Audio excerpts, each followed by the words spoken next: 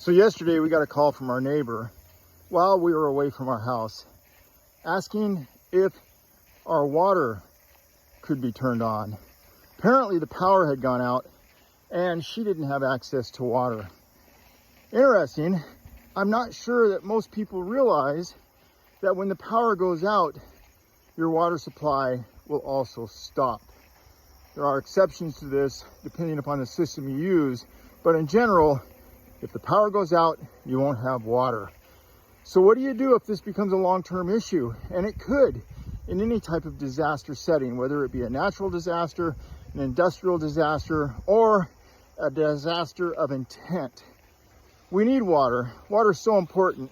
In general, you can only survive about 2 to maybe 5 days without water, depending upon how hydrated you are when the situation starts and the amount of energy that you expend during that timeline.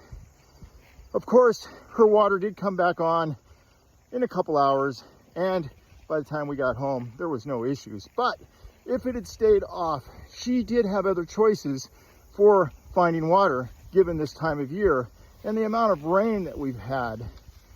During these times of rain, our gutters often fill up with water. We also have wheelbarrows and containers outside, or low-lying crevasses that might fill up with water, and these all provide great sources of water that we could use as long as we purify it. And remember, the best way to purify water is to boil it for 1 minute if you're under 6,500 feet, or for 3 minutes if over 6,500 feet. There are other options, but boiling is the best option available, and it's going to give you the greatest success as far as making that water safe to drink. So think about it. If the power goes out, you're going to have water issues. Where else could you get water?